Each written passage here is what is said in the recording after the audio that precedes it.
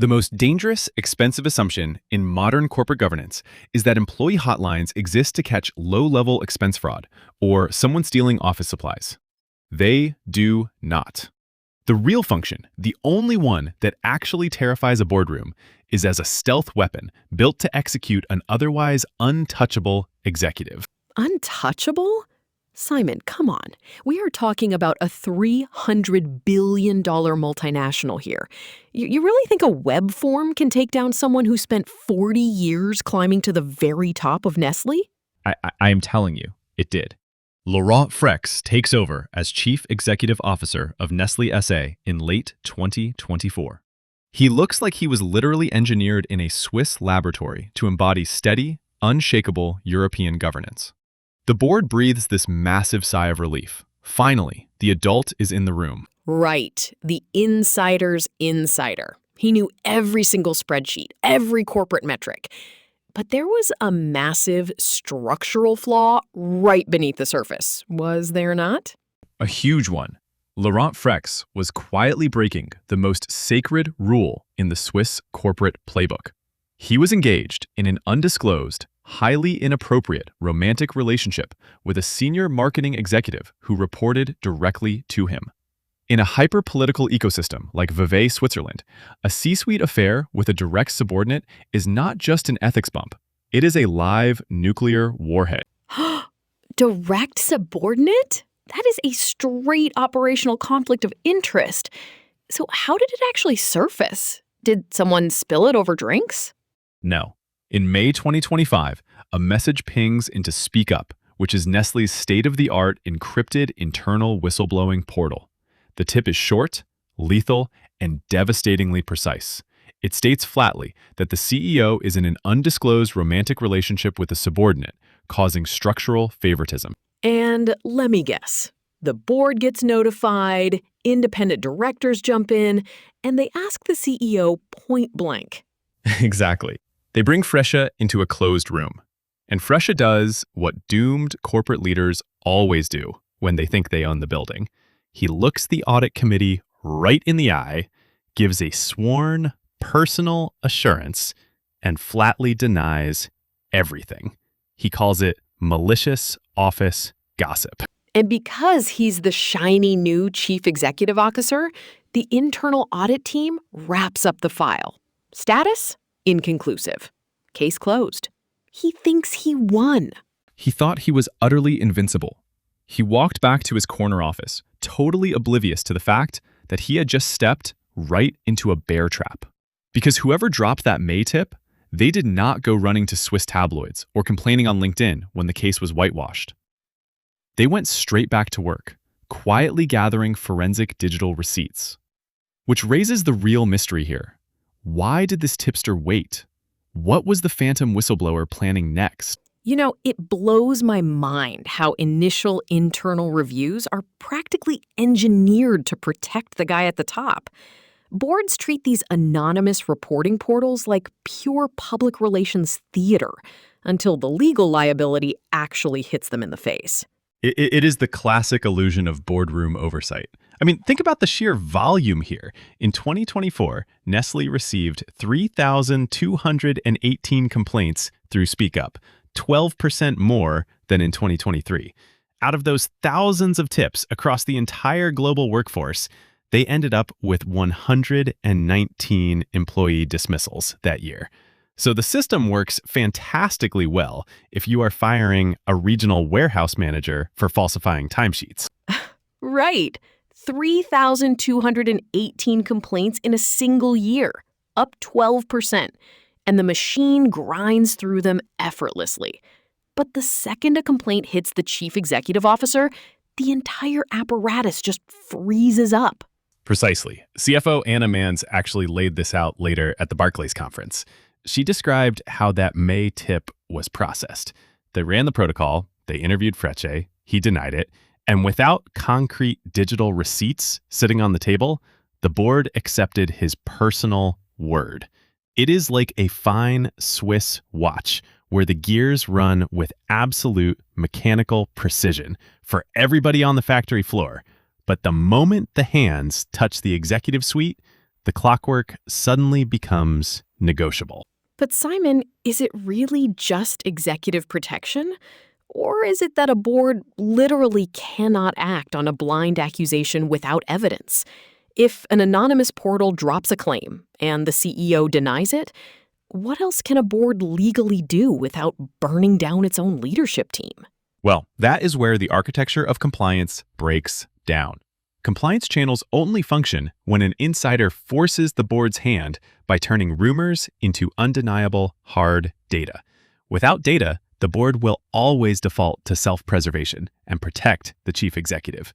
So Freicius sits back in his executive chair in June, thinking the Speak Up platform was just another corporate hurdle he successfully cleared.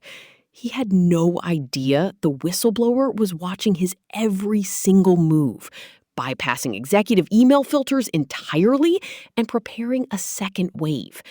How on earth did this insider get hyper-specific flight manifests and private calendar timestamps directly past C-suite security into the board's lap? This is where the story turns into an absolute masterclass in internal intelligence warfare. Over the course of summer 2025, the Speak Up hotline started lighting up like a Christmas tree. But these were not emotional complaints. The phantom whistleblower began dropping weaponized packages of precise operational intel. Weaponized packages? Like what? Give me the specifics. We are talking exact dates and times for off-site meetings where executive travel itineraries mysteriously aligned, specific flight manifests, cross-referenced expense logs, and line-by-line evidence showing that the subordinate's marketing team was receiving explicit structural favoritism and budget allocations that made zero sense from a return on investment perspective.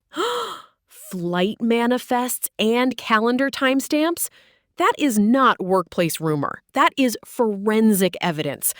The tipster basically handed the audit committee a complete, unassailable roadmap to their own chief executive's misconduct.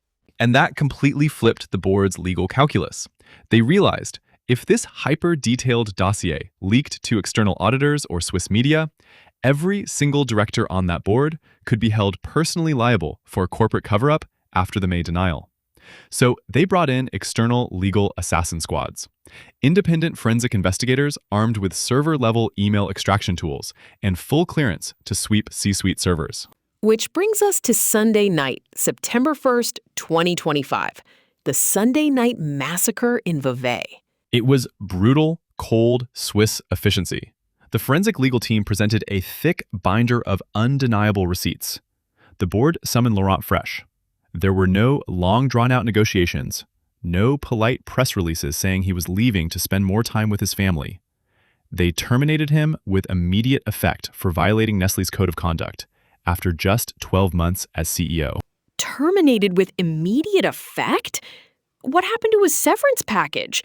40 years at the company? He must have had a massive payout lined up. $0. They stripped his entire severance package down to absolute zero. 40 years of corporate climbing wiped out in a single Sunday evening meeting because he lied during the May audit. And then, in the ultimate twist of corporate irony, they did not even launch a 6-month global search for a replacement. They reached right down into the ranks and appointed Philip Navratil, the global head of Nespresso, as the new chief executive officer. They literally brought in the Nespresso guy to pour a scalding hot cup of reality over the executive suite and clean up the mess. That is incredible. But why did a $300 billion empire need a third-party automated hotline to strip away executive protection in the first place? That question brings us right to the fundamental framework behind this entire saga, what we call the asymmetric compliance loop. See, most people look at ethics hotlines as HR suggestion boxes or administrative bureaucracy. But in reality, an automated portal is an execution lever that totally inverts the traditional corporate hierarchy. Because in a normal hierarchy, power flows from the top down. The CEO controls the managers control the staff. But an encrypted third-party reporting channel creates a direct, unmonitored bypass channel straight from an entry-level desk to external legal counsel and the board of directors. Right. But here is the critical key that everybody misses. The portal alone does nothing. The portal is just dormant code. It only becomes lethal when an insider pairs that institutional channel with undeniable forensic digital receipts. The May tip failed because it was just words against a CEO's word. The August dossier succeeded because it replaced human credibility with unalterable digital footprints. So the takeaway here is not that corporate boards suddenly developed a deep moral conscience overnight. The board acted because the digital evidence created an existential legal risk for the directors themselves. Self-preservation forced them to uphold their own rules. Exactly. It completely changes how you look at corporate governance. You realize that true institutional compliance is not about corporate optics or inspirational values posters in the break room. It is about asymmetric leverage.